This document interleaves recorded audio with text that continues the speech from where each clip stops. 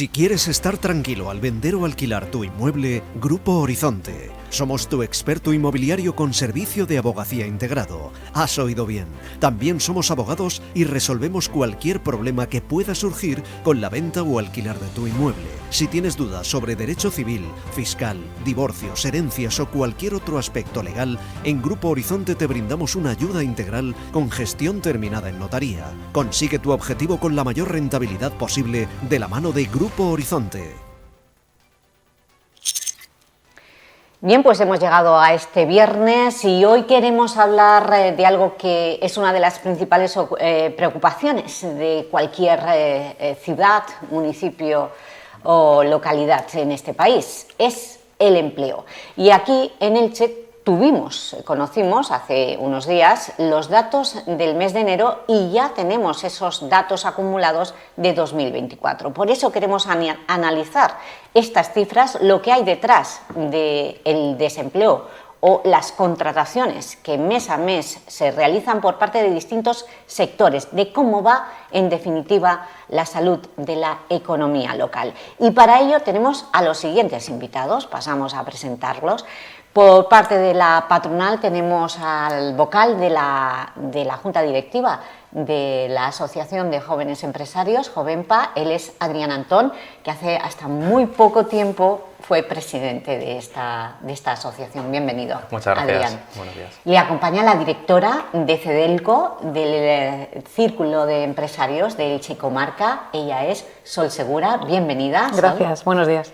También por parte de los sindicatos tenemos a la secretaria general de Comisiones Obreras, Carmen Palomar, bienvenida. Gracias, buenos días. Buenos días y por último al especialista en Derecho Laboral, Pedro Pablo Ortuño, bienvenido. Muchas gracias y buenos días. Pues Pedro Pablo, comenzamos contigo. Sí. Vamos a comenzar con los datos del paro. Son 213 parados menos los que se registró en este principio de año, de 2025. Pero si nos vamos al perfil, casi todos han sido hombres, jóvenes y sin empleo anterior. ¿Qué quiere decir esto? ¿Qué quiere decir cuando se acaba la campaña navideña? Todos pensamos que el paro sube, pero aquí en Elche es todo lo contrario. Todo lo contrario. ¿Qué está pasando? Bueno, hay que analizar, esto hay que ponerlo en el contexto de la ciudad, porque si hiciéramos la comparativa con el resto de la provincia, los datos son muy diferentes, ¿no? Entonces ahí creo que está la explicación, ¿no? Es decir, Elche, pues afortunadamente tiene una estructura económica muy diversificada, no tiene una dependencia, por ejemplo, como pasa en el resto de la provincia, con los servicios, fundamentalmente el turismo, hostelería, etcétera, y agricultura, que son los sectores más penalizados si analizamos los datos globales del empleo. Y entonces en Elche pues estamos hablando que hay más industrias, hay otro tipo de servicios, el sector de hostelería no tiene un peso específico, que ahí es donde se ha producido, y además a nivel nacional también echa un vistazo y se corresponden los datos donde ha habido ese bajón. Entonces aquí en Elche pues afortunadamente hay, porque el saldo es positivo, es muy pequeñito, pero bueno, afortunadamente no es negativo como en otras muchas provincias y en otras muchas localidades, y yo creo que eso pues es debido a ese dinamismo y sobre todo a esa diversificación que ha tenido Elche, que no tiene una dependencia de unos sectores, sino muy concretos, que además son los malos para el empleo. Claro, claro. El análisis, yo creo que estaréis todos de acuerdo con él, pero ¿cómo se ha llegado a esa diversificación? ¿Vosotros habéis contribuido a ello, desde Jovenpa o desde Cedelco? Sobre todo cuando creas una empresa hay sector servicios, sector tecnológico. Normalmente, antiguamente, cuando alguien cobraba la prestación por desempleo, capitalizaba, podéis estar de acuerdo o podéis, pero normalmente siempre antes montabas un restaurante o un bar con todo lo que conlleva, o sea que es impresionante, se parece que al final, y sobre todo los costes salariales, que podemos estar de acuerdo o no, todo lo que conlleva, pero sí, ahora mismo la gente está más preparada, está más formada, tiene proyectos a medio y largo plazo y sobre todo intenta dar empleos de calidad, porque al final no solo competimos contra Elche o ciudad, sino competimos a nivel ya global o internacional, o incluso ahora mismo estamos viendo la guerra comercial entre Estados Unidos Y China, estamos viendo al final que una persona que fabrica aquí en Elche puede exportar a cualquier parte del mundo.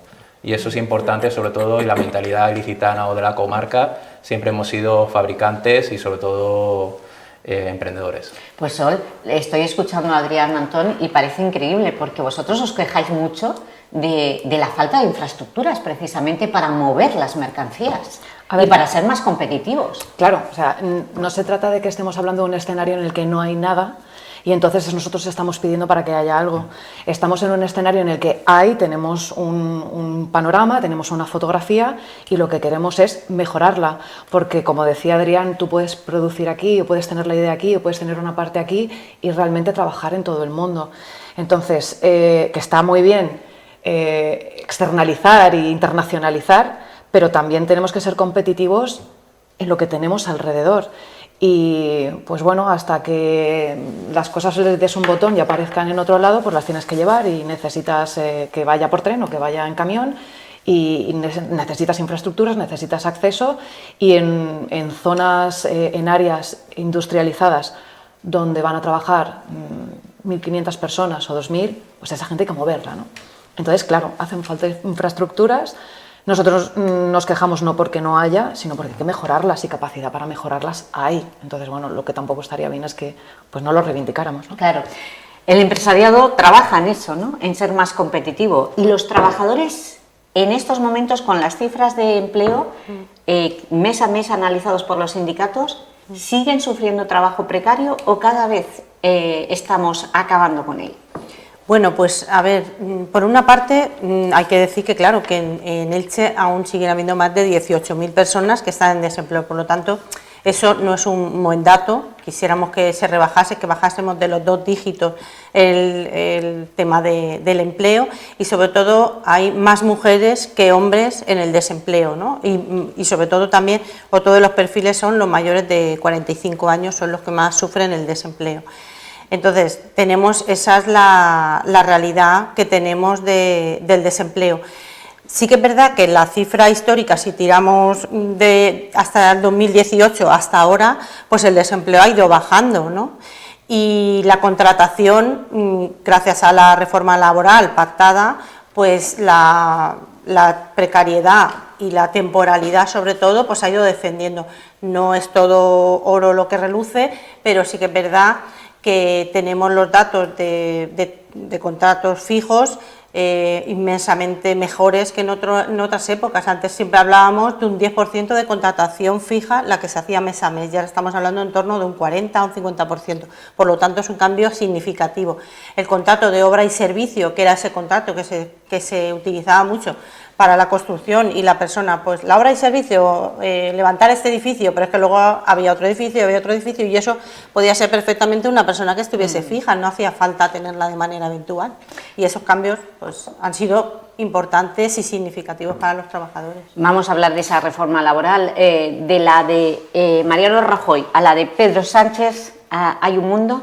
Pues sí, claro, totalmente, porque primero la de Mariano Rajoy fue unilateralmente con unos expertos que él buscó, que eran de su cuerda, evidentemente, para hablar así coloquialmente, y fue pues eso, muy traumática para los trabajadores, muchísimo, y aún estamos sufriendo las causas porque están también, por ejemplo, el tema del despido, el despido improcedente.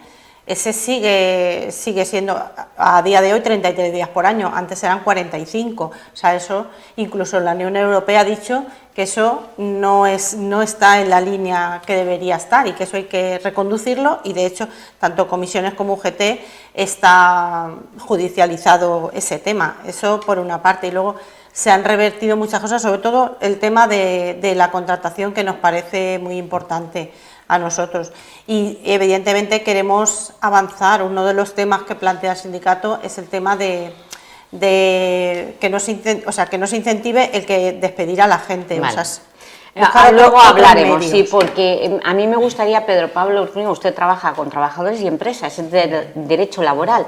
En Elche, ¿qué consecuencias ha tenido la reforma laboral de Mariano Rajoy y las medidas adoptadas por el gobierno de Pedro Sánchez y de Yolanda Díaz? Sí, bueno, a ver, aparentemente los datos que aportaba la compañera de Comisiones Obreras es así, hay más contratación indefinida, esto sin duda ninguna, pero aunque parezca una paradoja, yo creo que la reforma laboral lo que ha hecho es establecer más precariedad laboral. La actual. La actual.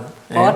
Pues porque lo que ha producido la reforma laboral actual, más no solo la reforma laboral, sino una serie de medidas de carácter laboral dictadas por el gobierno, o como la que nos viene, por ejemplo, de la reducción de jornada laboral, etcétera. Esto lo que ha hecho es que el mercado laboral español sea muy rígido, es de los más rígidos de Europa. Esto está generando precariedad en cuanto a que dice, bueno, hay más contratos indefinidos, cierto, pero es que la mayoría son fijos discontinuos. Esto, el dato es incontestable. Estas personas que son fijas discontinuas no están en las listas de parados, cuando tienen bastantes meses al año que están percibiendo prestación de desempleo o no están trabajando, y muchas veces sin prestación porque no han alcanzado las cotizaciones. El aumento de los costes sociales que ha traído todo esto, aumento de las cuotas de seguridad social, subidas, para a mi entender y al entender pues incluso de la Unión Europea, de la desproporción de la subida del salario mínimo interprofesional puesta en relación con la economía española, pues lo que está viéndose es que volvemos a ver empleo sumergido, horas extras ilegales y cuestiones de este tipo que estaban un poco desterradas o que se estaban desterrando. Un ejemplo, empleados de hogar. Empleados de hogar hoy día no es el sector que era antes de la señora, porque era la señora que venía a casa a limpiar unas horas. Tenemos todo un mundo con las personas dependientes. Hay miles de personas que se dedican a cuidar personas dependientes que están pagadas por un empresario que es un trabajador. Y esto, el aumento de costes que ha tenido en cuanto a la seguridad social, salario mínimo interprofesional, pues se estima que se ha expulsado de la legalidad, porque se sigue trabajando, a más de 100.000 personas del sistema de la seguridad social. Esto también pasa en otros sectores, esto hay que verlo y tratarlo. Claro, y quienes mejor lo ven son las empresas. ¿Cómo habéis encajado medidas, como dice Pedro Pablo Ortuño, de la subida del salario mínimo interprofesional? Sobre todo dependiendo, esto afecta a los convenios colectivos que son salarialmente o menos productivos. Estamos hablando menos margen comercial o menos margen industrial. Claro, lo que estamos hablando, una subida de SMI de un empleado o una empleada de hogar, o sea, hablamos siempre de 50 euros, pero no estamos hablando, anualmente son 600 euros. Más y más la seguridad social estamos hablando de un 32-34%, estamos hablando 1.000 euros. O sea, directamente esta medida, que son 50 euros, que bendita medida, también hay que decirlo, porque como empresario y empresaria, nosotros lo que queremos es pagar más a nuestro trabajador. Cuanto más paguemos, más contento y más podemos pedirle también. O sea, y más defender a nuestra empresa. Pero ese tipo de medidas, estamos hablando de media, o sea, dependiendo del convenio colectivo, 1.000 euros.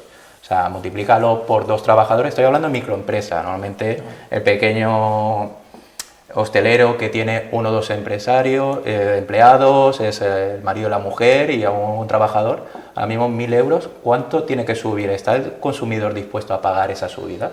Porque ha subido la electricidad, ha subido los costes salariales, ha subido los proveedores. O sea, hay que verlo también y nosotros queremos también pagar poco, pero hay que pagarlo. O sea, al final es una economía, tanto la de familias como las empresas, lo que gastas y lo que ingresas. Pues esto está por venir, Cedelco, ¿qué dice? Bueno, yo ahora voy a decir algo que seguramente no le sorprenda absolutamente a nadie. Todas las medidas hay que tomarlas dentro del consenso social. No vale ni que sea unilateral, ni una parte sí, pero la otra queda fuera. Tenemos que sentarnos y tenemos que llegar a un acuerdo, a un punto en común entre todas las partes. ¿Por qué? Porque tiene que ser asumible para todas las partes. O sea, está muy bien que veamos qué le queda de sueldo a los trabajadores, faltaría. O sea, lo que no puede ser es que uno trabaje y teniendo trabajo, esto lo hemos hablado muchas veces con los sindicatos, uno sea pobre. Eso no puede ser. O O sea, si tú trabajas, tú tienes que poder vivir. Y yo creo que ahí estamos de acuerdo absolutamente todos. Pero luego tiene que ser asumible a la empresa, o sea, las empresas no pueden ir a pérdidas. Entonces, las medidas las tenemos que tomar sabiendo que el mercado no es homogéneo, todos los sectores no son iguales, todas las empresas no son iguales y hay que ver los costes que no se ven. Que no se ven porque tú como trabajador percibes la nómina y ya está, pero es que el empresario tiene que pagar mucho por detrás. Por eso es importante el diálogo social.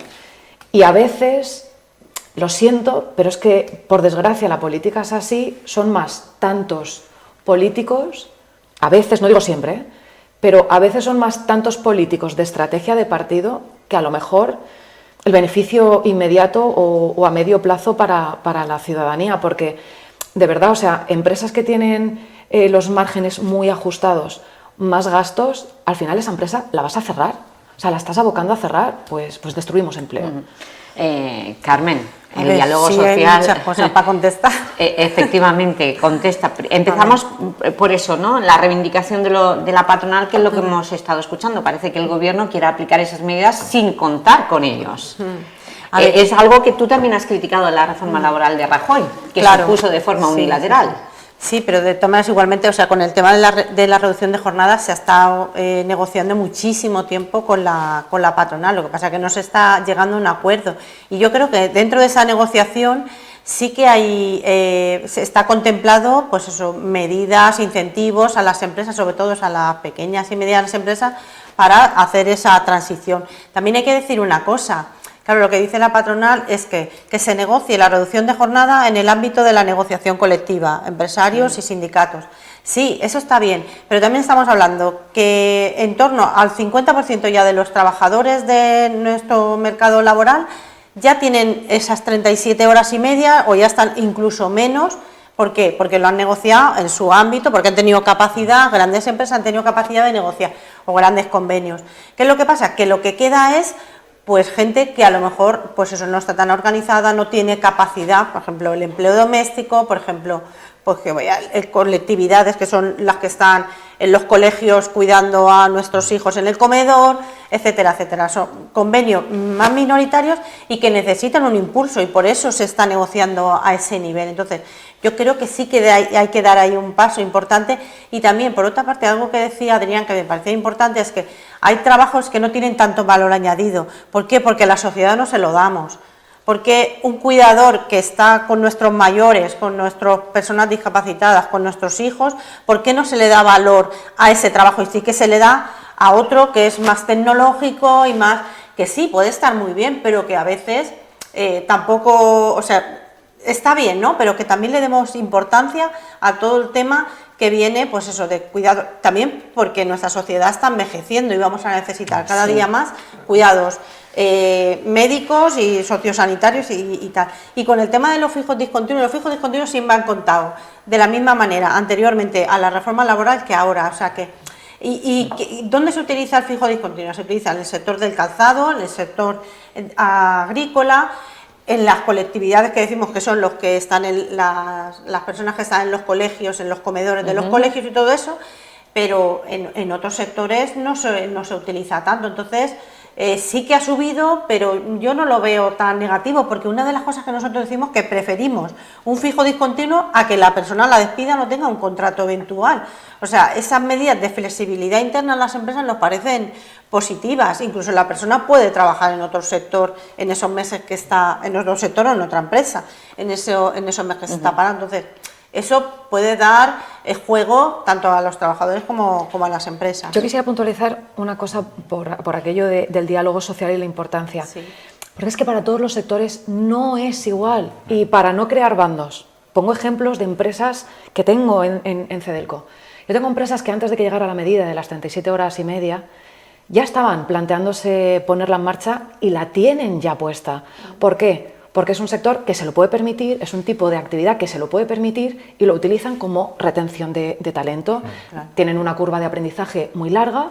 Desde que yo cojo al trabajador hasta que lo tengo plenamente formado pueden pasar 2 años, no me interesa perderlo y bueno, pues voy a ofrecerle una vida mejor, entre comillas, que decir, bueno, pues la ventaja de trabajar en mi empresa es que trabajas un poquito menos.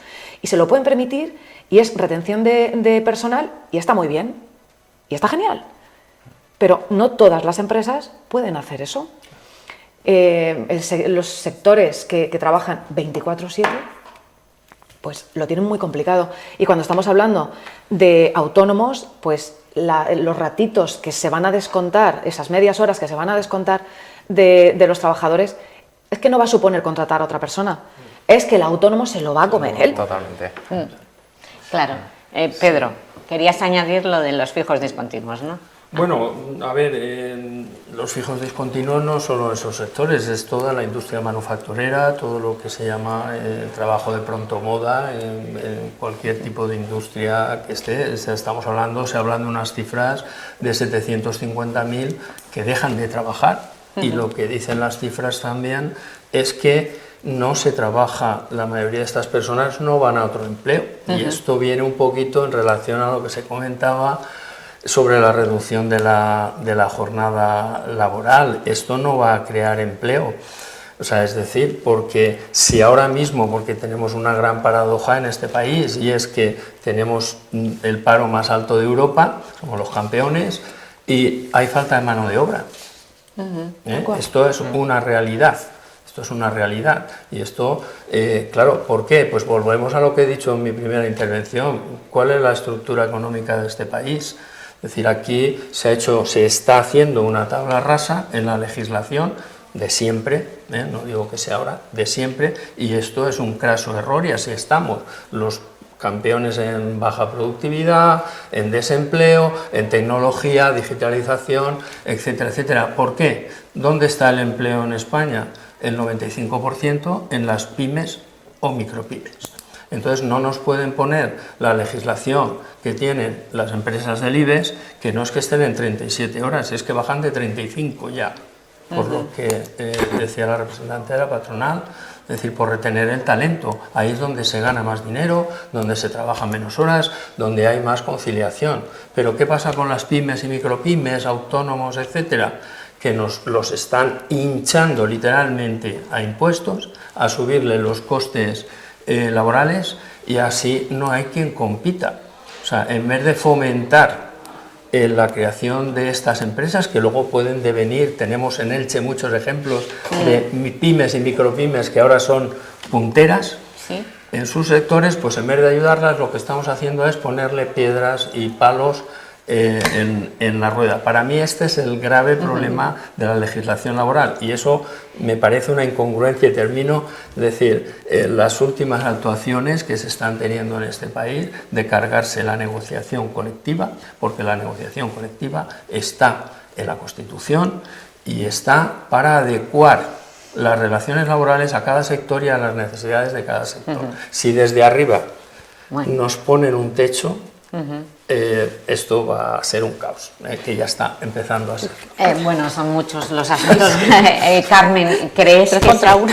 Sí, es como... Trae café que nos quedamos todos. No, pero ¿qué puedes responder a lo de A ver, Pedro? por una parte, es que claro, mira, así estamos, ese es el panorama. pues yo no, es que no lo veo así, porque es que, a ver, la afiliación a la seguridad social ha crecido, sale gente del paro, y aún así, o sea, soy catastrofista, yo es que no lo ¿Y veo la así. negociación colectiva está No. en su mejor momento? No, la negociación colectiva, claro, es que viene a lo de antes, o sea, lo de las 37 horas y media se quiere que sea para todo el mundo. ¿Por qué? Porque hay colectivos, hay trabajadores y trabajadoras que no alcanzan a poder negociar eso.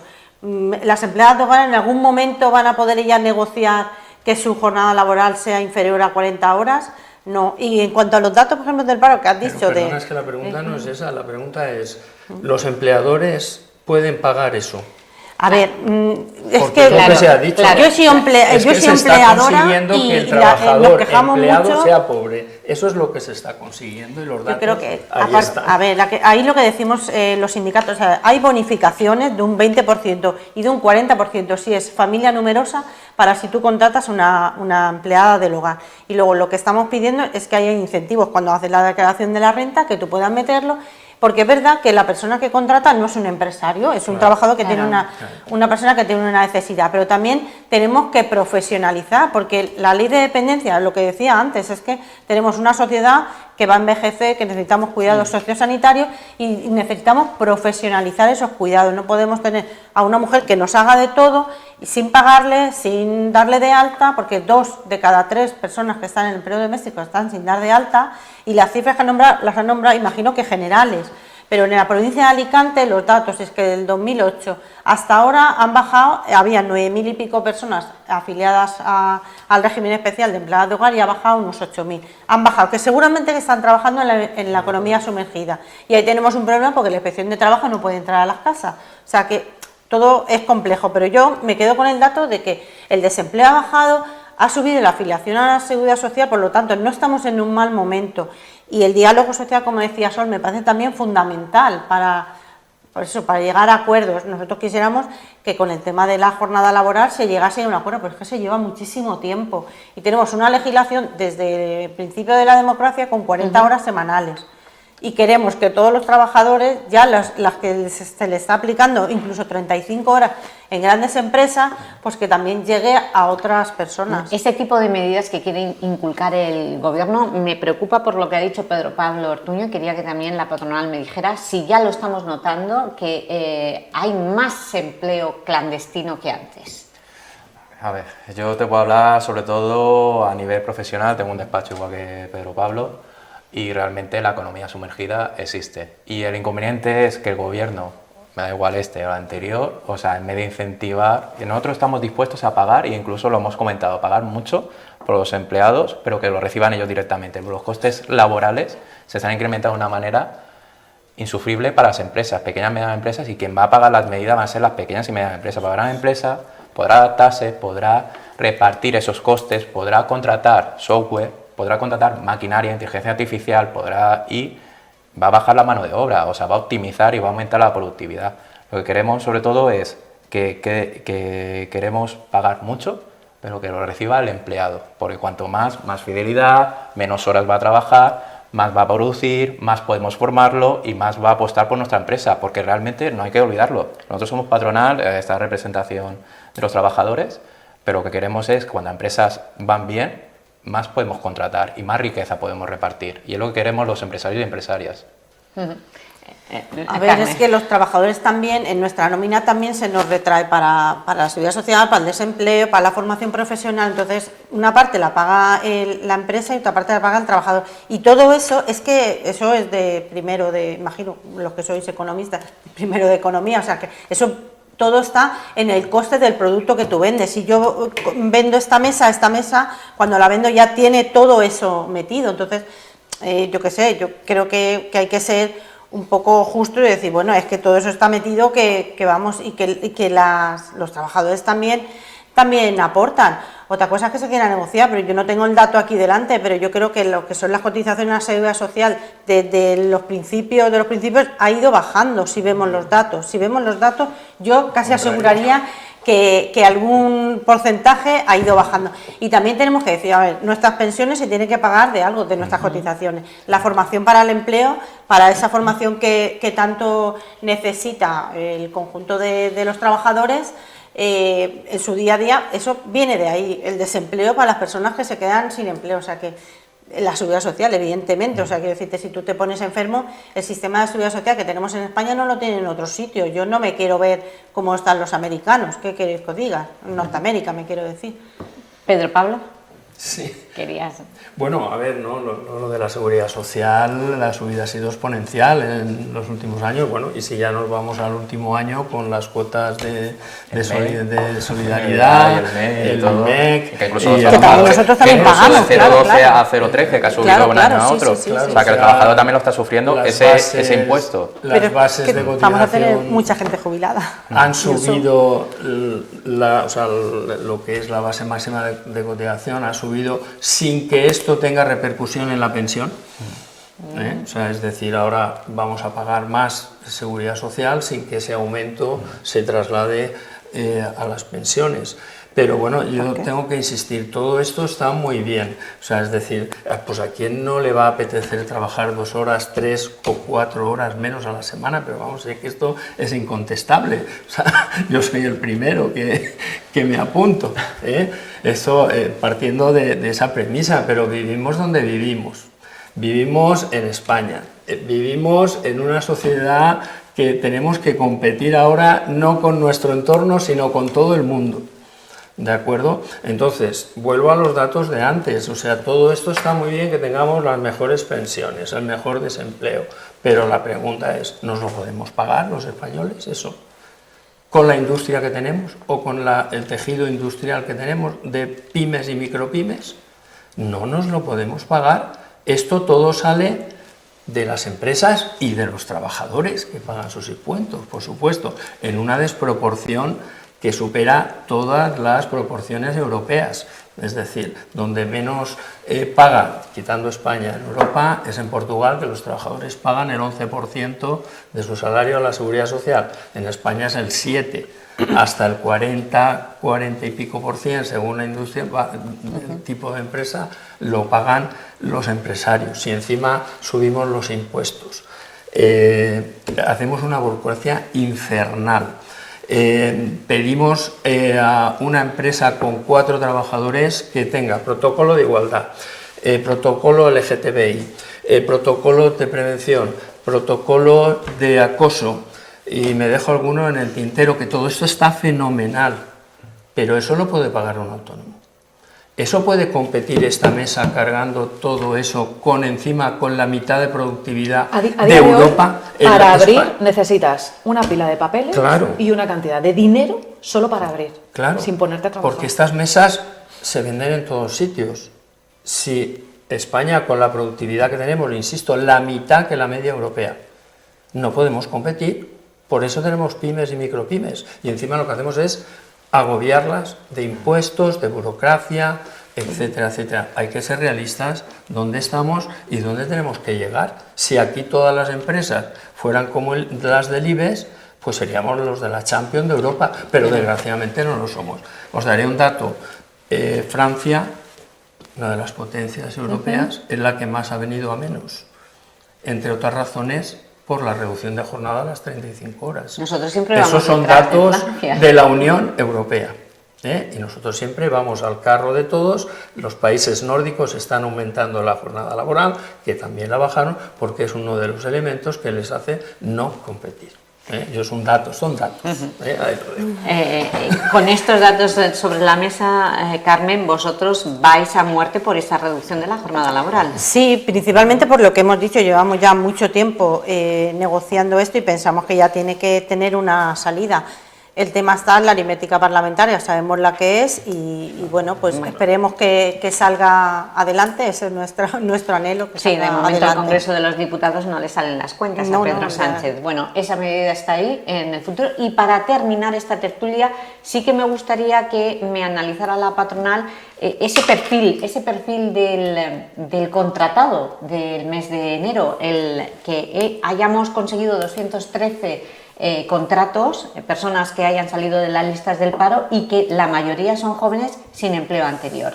Y además lo de 2024, que se ha reducido el paro en 1.028 personas. Desde la patronal, vosotros veis, con independencia de los problemas, de los costes y de los impuestos y de las medidas que están por ahí planeando del gobierno valenciano, ¿veis futuro en la economía local? ¿Veis futuro para las micropymes y autónomos de esta ciudad? Adrián. Sobre todo... Terminamos en positivo. Sí, no, y mi mensaje siempre es positivo, soy muy crítico, pero también siempre digo lo mismo. Empresas y trabajadores es un ecosistema. Si no existe uno, no existe el otro. Y si va uno mal, el otro va peor. O sea, aquí todos juntos, a pesar de las medidas, a pesar incluso de los datos que estuve viendo, haciendo medias, incluso antes fuera de la tertulia, estamos hablando cómo vamos a organizar, porque aún no está medida la reducción aprobada y vemos a ver la letra pequeña, porque hasta que no esté publicado tampoco sabemos, claro, tanto una parte y otra, no sabemos cómo adaptarlo. O sea, yo no sé qué previsiones voy a hacer para el año que viene, qué costes voy a tener, si voy a poder ampliar plantilla o desgraciadamente voy a tener que quedarme o incluso recortar. Pero hay que ser optimistas. O sea, los costes son los que son. Estamos hablando de media CEPIME, creo que estaba hablando de unos 11.000, 12.000 millones. Algunos datos dan un poco más, otros menos. Yo siempre hablo del principio de cautela, el más bajo. Pero también lo que temo son los costes indirectos. Costes indirectos estamos hablando de 25.000, 30.000, dependiendo del sector y dependiendo de la zona. Pero a pesar de todos los cambios, la reforma de Mariano Rajoy que ha comentado, la reforma de Pedro Sánchez, la futura reforma, que habrá muchas reformas, porque el ecosistema, el derecho laboral es un derecho desgraciadamente o afortunadamente muy vivo, que va matizando lo que hoy sirve, mañana posiblemente no hay, los cambios tecnológicos que van a haber, inteligencia artificial, reglamentos europeos y todo lo que conlleva.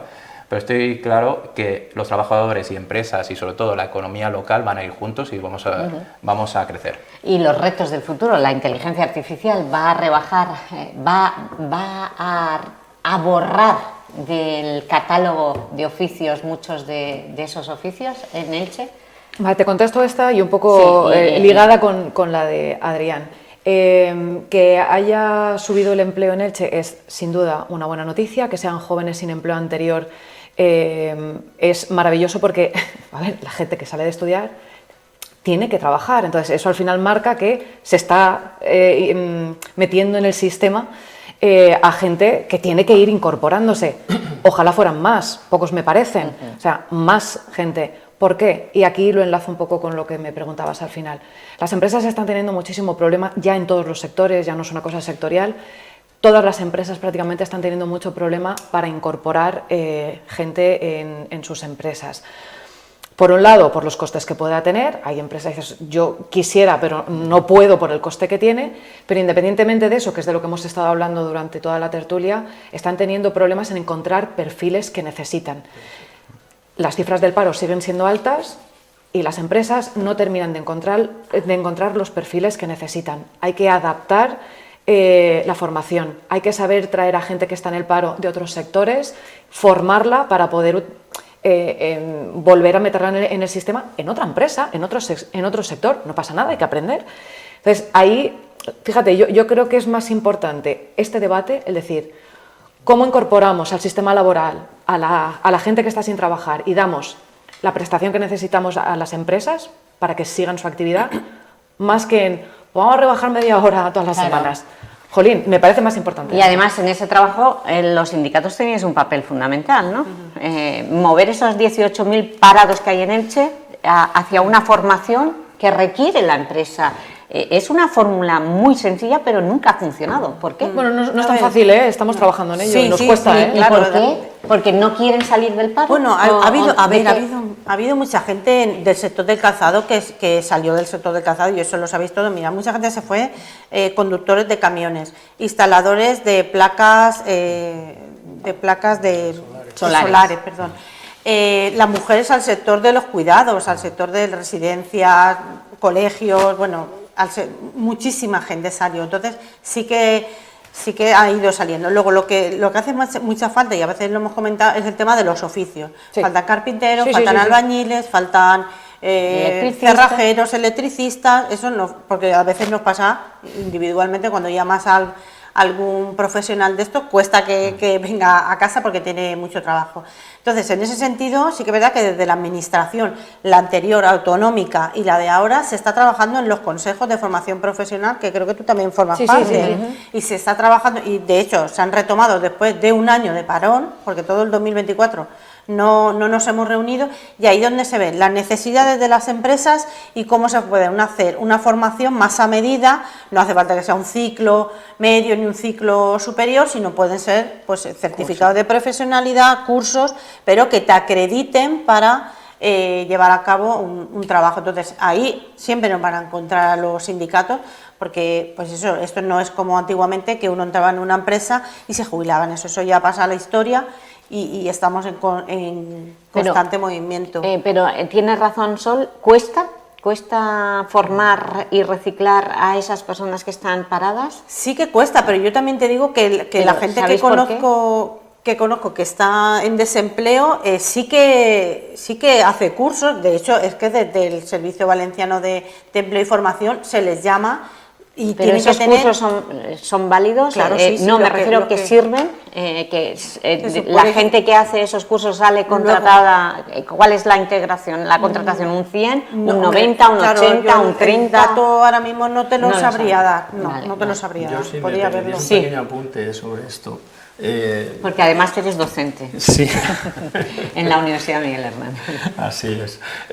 A ver, yo creo que porque hablábamos antes de la paradoja y que viene a relación con lo que estáis diciendo, es decir, oye, pues hay un montón de parados, las empresas no encuentran mano de obra. Yo, bueno, hace unas semanas ahora, una empresa de agricultura muy importante, está ubicada en una localidad aquí cercana, que pasó de 40, van ya por 250 trabajadores, pero necesitarían hasta 500 y se van a marchar fuera porque no hay...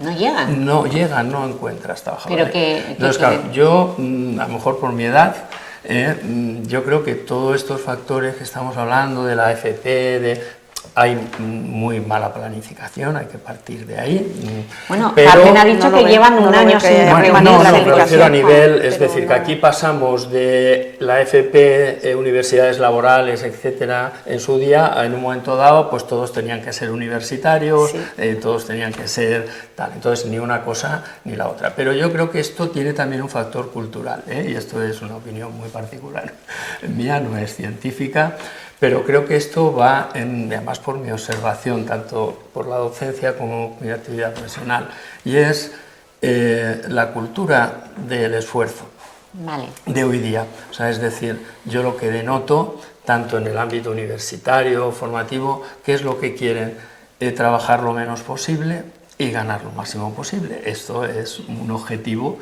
muy loable pero, ¿de dónde venimos? Pues bueno, yo me pongo como ejemplo, yo hice el bachiller nocturno, he hecho 2 carreras en nocturno, no pido eso a la gente, que es una barbaridad, pero eso es el fomento de decir, bueno, ¿por qué se hacía esto? Porque esto no era una cosa mía, esto lo hacía todo el mundo. Ya. Ahora buscamos empleos, o sea, prima el empleo de menor esfuerzo, aunque gane menos. Y antes era lo contrario. Esto creo que hay que modularlo, ni lo de antes ni lo de ahora, pero la gente no Vale. quiere trabajar en el campo. No tenemos tiempo para más, así que voy a dejar que Carmen Palomar, que es la secretaria del Sindicato Comisiones Obreras, termine diciéndome cuál es su percepción del trabajador. A ver, yo creo que bueno, no se puede hablar Porque en general, que la Pedro gente... ha dicho su opinión Hombre, personal. Está claro que las cosas han cambiado. Antes aquí en Elche siempre se ha trabajado muchísimo. Yo vengo del sector del calzado y he sido de las que ha trabajado en una empresa muy famosa y he trabajado siempre 10 horas todos los días. Entonces eso, pues tampoco, claro, la gente eso no lo quiere. De ahí hemos pasado a que todos los padres que han tenido críos, pues no han querido que sus hijos trabajen en el calzado, han querido que estudien, si puede ser trabajos universitarios, pero ahora vemos que la necesidad y la empleabilidad viene de la AFP, por eso yo creo que es importante. Y luego también hay una cosa, o sea, aquí podemos estar la gente trabajando muchísimo, pero si luego con trabajar muchísimo ni siquiera se pueden acceder a una vivienda, pues es que volvemos a otro problema que daría para otro debate. Sí, ya lo Está tuvimos claro. la semana pasada. Bueno, O sea ella ha que- dado el perfil del trabajador. Sol, Adrián, ¿quién de los dos quiere darme el perfil del empresario ilicitano? Venga, Sol, que tú los tienes. Tú es que tienes es más. muy variado. ¿Dónde hay más? ¿Dónde hay más? ¿En Jovenpa o en Cedelco? ¿De Pues, qué? De empresarios. A nivel provincial, Hombre, pues, a nivel provincial, nosotros comarcales. Le Claro. dejamos a Adrián Antón que dé el perfil. El que hable que ahora puntualizo yo. Venga, no, vale, sí, venga. Termináis, es que se nos va el tiempo. El diferentes- perfil del empresario, ilicitano. ¿eh? Ilicitano. Sobre todo es que dependiendo también de la etapa profesional, cultural, lo que estamos hablando. Y sí que quiero hacer una pequeña matización, o sea, ni todos son tan buenos ni todos son tan malos, o sea... Y yo no he dicho que sí, sean malos. No, ¿eh? no, No, ya, sí, te hemos entendido, pero que por eso, y sobre todo nosotros que representamos más al empresariado joven, sobre todo Sí, dependiendo de joven. los perfiles, nosotros echamos las horas que haga falta. Formamos, yo sigo formándome, yo soy docente también universitario, incluso me voy a institutos a fomentar, igual que CEDELCO, igual que, bueno, Comisiones Obreras también dan charlas, tanto para una parte como otra. y sobre todo es la inquietud. Efectivamente, a mí cuando me dijeron mis padres, mi padre es empresario, mi abuelo es empresario, y cuando yo dije, voy a montar mi empresa, mi madre casi le da algo. Diciendo, claro, todos queremos pues un empleo estable, todo lo que hay, pero efectivamente al final nosotros también, como jóvenes emprendedores, que muchas veces compartimos con CEDELCO o con otras asociaciones, queremos impulsar y dar riqueza a la ciudad. O sea, qué más orgullo que venga un trabajador, que diga, que crezca con nosotros, que después, incluso ayer hablando con varias empresas familiares, que pude coincidir con ellos, es que sea el padre que recomienda al hijo a trabajar en esa empresa. Yo me he jubilado y que venga una segunda generación a la empresa, que sea tu propio padre que te diga, vente a la empresa donde he estado porque he estado estupendamente. Y eso se está dando. Eso se está dando y se sigue dando. Eso es importante. Bueno, nosotros tenemos empresarios jóvenes y muchos que no lo son tanto, y creo que ahí el cambio generacional sí se nota mucho, esa visión desde el esfuerzo de trabajar horas y horas, que tampoco es eso, pero eran otras circunstancias. Creo que lo digo por contextualizar, otros tiempos con otras circunstancias, y a la hora de contratar y de seguir su actividad, creo que se encuentran en muchos casos con gente que o no tiene ganas de seguir formándose, o eso, sabes, trabajar no me pidas mucho, que no digo que todos sean así, pero cuando te encuentras gente así, y casos hay, pues es un problema a la hora de seguir contratando o a la hora de sacar rendimiento en la empresa. Sí, no me refería tenemos que poner el punto final. Resumo.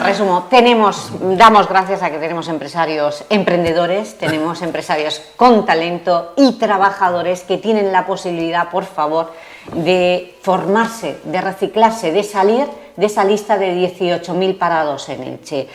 Y espero que el Gobierno adopte medidas para mejorar la calidad del trabajo, que deje de ser precario, pero también que permita o facilite a las empresas ser competitivas, porque esto, al fin y al cabo, es de todos. Esta empresa de ir para adelante y de avanzar es de trabajadores y empresarios. Gracias Pedro Pablo Ortuño, gracias Carmen Palomar, Adrián Antón y Sol Segura.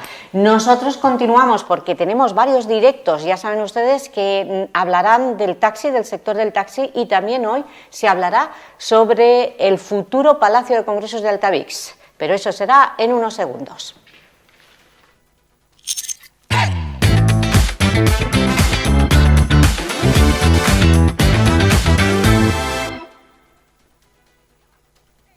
Si quieres estar tranquilo al vender o alquilar tu inmueble, Grupo Horizonte. Somos tu experto inmobiliario con servicio de abogacía integrado. Has oído bien.